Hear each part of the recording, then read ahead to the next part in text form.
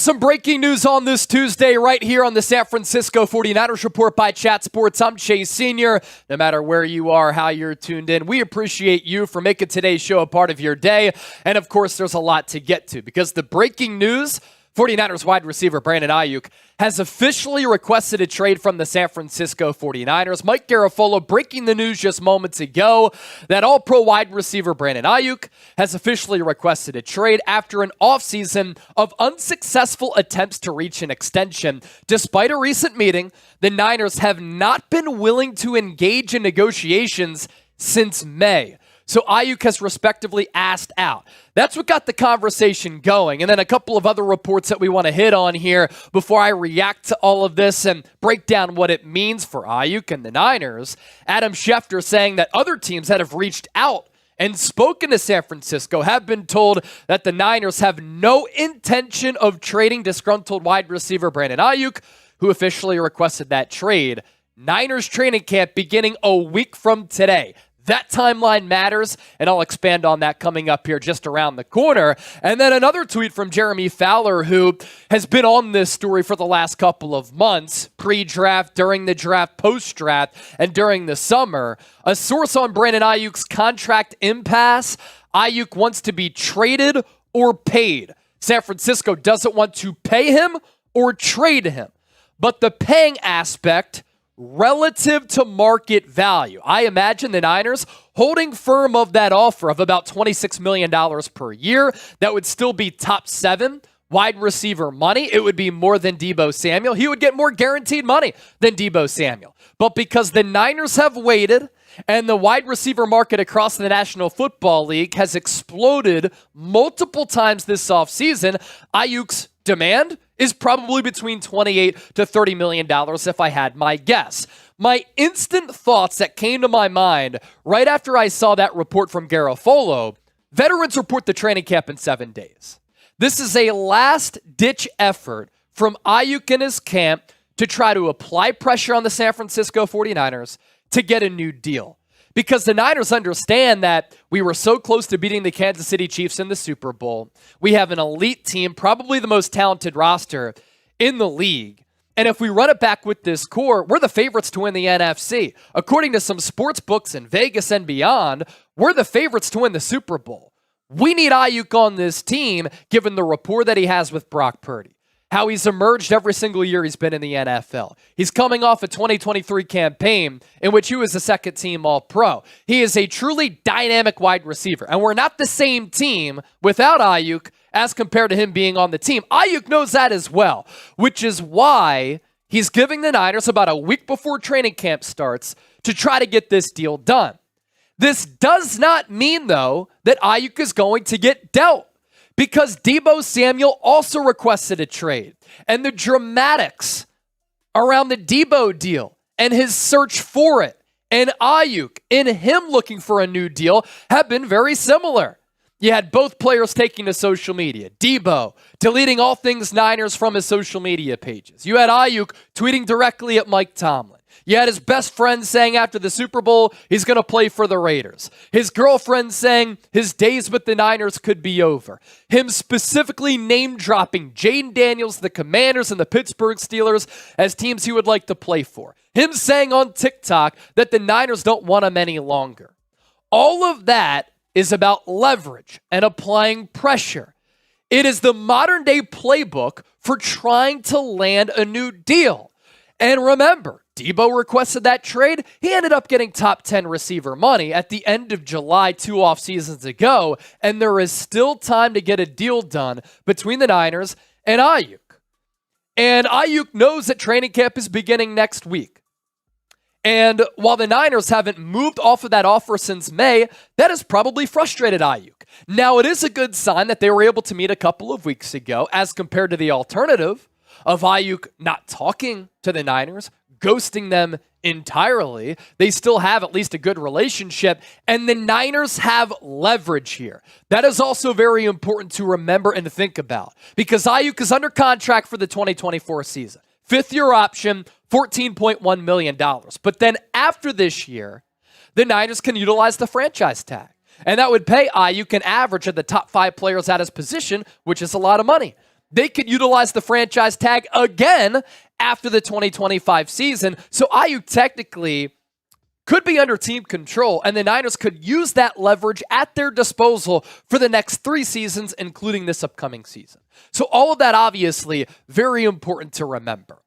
A lot more to get to here on today's show, but this is why you subscribe to the channel, because when Niners breaking news happens, we cover it right here on the show. That's a big reason why we're the largest independently run Niners channel right here on YouTube, and we're closing in on 135,000 subscribers. What makes this situation interesting, though, when you talk about the on-field product for San Francisco, is that the Niners, with the way that they approach the draft, bringing back Jauan Jennings, might have the best and deepest wide receiver room in the NFL. So it gets to a boiling point where Aiyuk now requested trade. And what if the Niners are looking around and they're saying, look, Aiyuk is our best wideout. He's an elite player coming off an all-pro season, but even if we trade him away and we get a first-round pick, second-round pick, maybe another receiver back, maybe a defensive lineman, just throwing some possibilities out there, we still have Christian McCaffrey, reigning Offensive Player of the Year, top 5 MVP voting. We still have Deebo Samuel, who in 2021 was an All-Pro.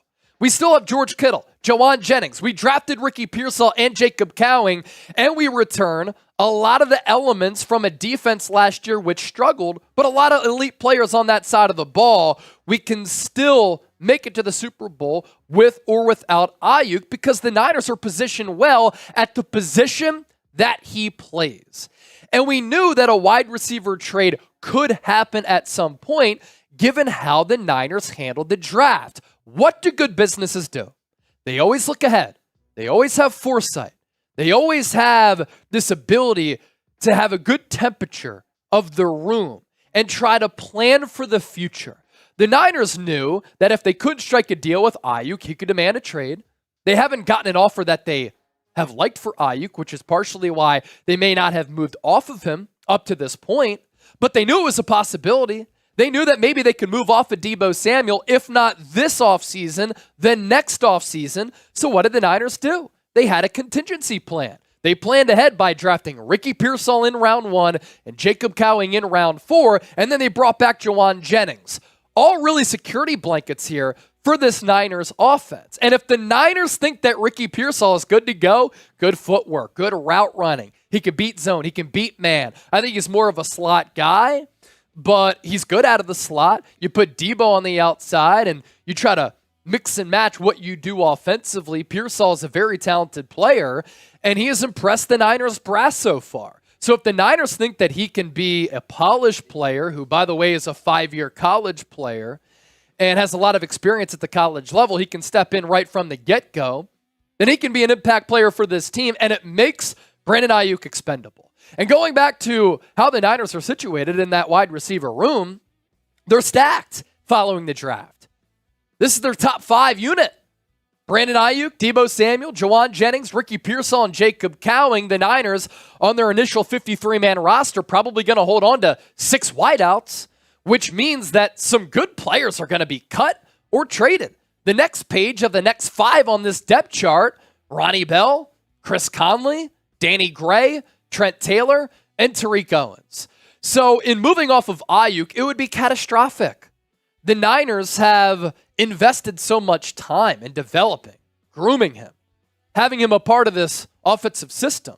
His on-field rapport with Brock Purdy has been terrific the last year and a half when Purdy's been the starter, and they clearly think that Purdy is a franchise-caliber quarterback, and he wouldn't put up the production that he's been able to put up without Aiyuk. But look, it comes down to financials, and if Aiyuk's asking price is way too high and the Niners get blown away by an offer, maybe their hand is forced a little bit.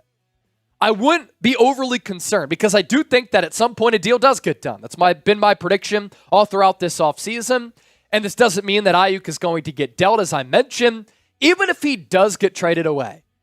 This Niners offense is still loaded. You still have Brock Purdy going into his second full season as a starter in this league, and I think he's going to continue to get better with more experience. You still have the best running back in football in Christian McCaffrey. You still have an all-world playmaker and one of the more dynamic weapons of this generation in Deebo Samuel. George Kittle was a first-team All-Pro tight end last year who had 1,000 yards receiving for the first time since 2019 and was the only tight end in the National Football League to exceed that threshold of 1,000 receiving yards. And with that Niners defense, this is still an elite team, regardless of what happens pertaining to Aiyuk's future. Now, it is always a risk, of course, to trade away your top wideout who's ascended to becoming an all-pro. Earlier this week, we took a look at his route chart. He literally found success running every single route on the route tree. You want him to take the lid and the top off of the defense and be a vertical wide receiver, he can do that. Crossers, he can do it. He can run underneath. He can make plays happen because he's dynamic with the football in his hands and picking up yards after the catch. And he's one of the best run-blocking wideouts in the NFL. It would really just be a shame, though, if it got to this point where in the last 4 off seasons, we have seen the Niners give contract extensions to their homegrown studs that they have drafted and developed. George Kittle, Fred Warner, Deebo Samuel, Nick Bosa, same situation with Aiyuk, and if they can't hold on to him, that would be a shame because I think in a pass-happy NFL and given the new evolution of Kyle Shanahan's offense as it becomes more dynamic in throwing the football, all because of Brock Purdy and how much better he is than Jimmy Garoppolo, to lose a player of this caliber, especially given what you've seen from him with his career trajectory. You know, he comes into the league in 2020. That was a COVID year.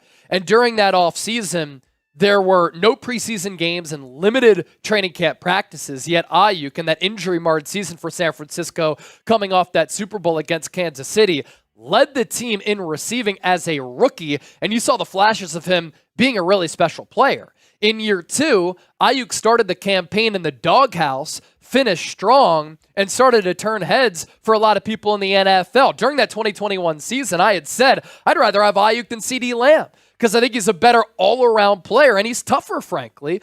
And toughness is one of the backbones and one of the pillars of this Niners organization.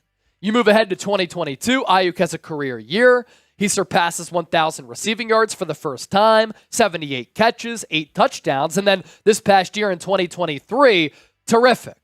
When you're a second-team All-Pro at a position that's as stacked and loaded as wide receiver, that's very impressive. And you are gaining the respect of everybody around the NFL, and Aiyuk was certainly able to do that. Route running, footwork, run blocking, explosive plays, moving the chains consistently. And here's some more in-depth numbers of what Aiyuk accomplished last year. Yards per catch, number 2 in the NFL. Yards per target, number 2 in the NFL. He had the second highest Pro Football Focus wide receiver grade at 91.5, right behind Tyreek Hill. EPA, it's basically the WAR version for football, for the baseball nerds out there, number 2, 107.3. And despite the Niners, since the Christian McCaffrey trade, throwing the ball at the 32nd rate in the NFL, dead last, Aiyuk maximizes and makes the most of his opportunities. He was 7th in receiving yards. Now, next, I want to shift gears to some teams that could be interested in Aiyuk, some trades that maybe make sense. But I also want to throw this out there. This could be the reason and reasons why the Niners are hesitant to pay Brandon Aiyuk. These are fascinating numbers from Warren Sharp, who retweeted some of my Niners content today. I really appreciate that. Important context if you're comparing Aiyuk's stats to other wide receivers. Since trading for Christian McCaffrey, the Niners throw the ball at the 32nd rate in the NFL. They pass on only 51.8% of their offensive snaps, and they've called only 1,643 offensive snaps. That's 28th in the NFL. You compare that to Justin Jefferson of the Vikings, for example. Minnesota is number 2 in pass rate, 65.9, and number 4 in total offensive snaps at 1,816. Way more opportunities to accumulate counting stats for a wide receiver in Justin Jefferson versus a wide receiver in Aiyuk, whose team has the 32nd pass rate and 28 in offensive snaps. On a personal level, this hampers Aiyuk's opportunities to accrue counting stats. There have been 28 wide receivers with 100-plus catches the last year and a half. Out of 28 wide receivers on a per-game basis, Jefferson, number 2 in targets, number 4 in receptions per game. Aiyuk, 28th in targets, 25th in catches per game. So in turn here, as we round that out, fewer opportunities limits Aiyuk's receiving yards, receiving touchdowns, etc., when comparing him to other wide receivers. And do the Niners look at that information and say, we still want to be a physical offense. We want to get grimy, slimy, and dirty. We want to run the football. And we're going to continue to operate our offense in the same manner under Kyle Shanahan, who's truly an elite offensive mind. And is it worth it to pay a wide receiver $30 million per year and give him $70 to $80 million in guaranteed money when we don't throw it all that much? And when the draft classes now during the NFL draft are loaded with premier players at the wide receiver spot. Going back to a point that I mentioned a little while ago, there is still time to get a deal done. Just because Aiyuk requested a trade doesn't mean that he's going to get dealt. We have run into similar situations here and similar theatrics and drama with some other Niners players in the past who have looked to land contract extensions. And look at when these deals were signed for these players and when the Niners handed out these contracts. George Kittle still reported to training camp during that 2020 offseason, but he didn't get his new deal until August 13th of 2020. Fred Warner got his deal 5 days from now on July 21st of 2021.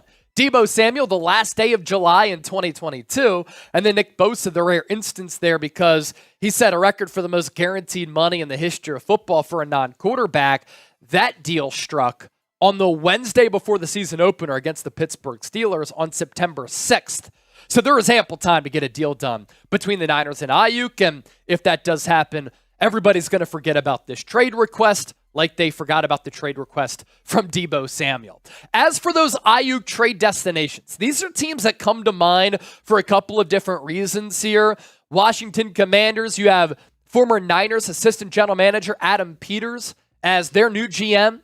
They're second in cap space. Aiyuk name-dropped the Commanders as a team that he'd like to play for because he's best friends with Jaden Daniels, who the Commanders took number 2 overall in the 2024 draft back in April.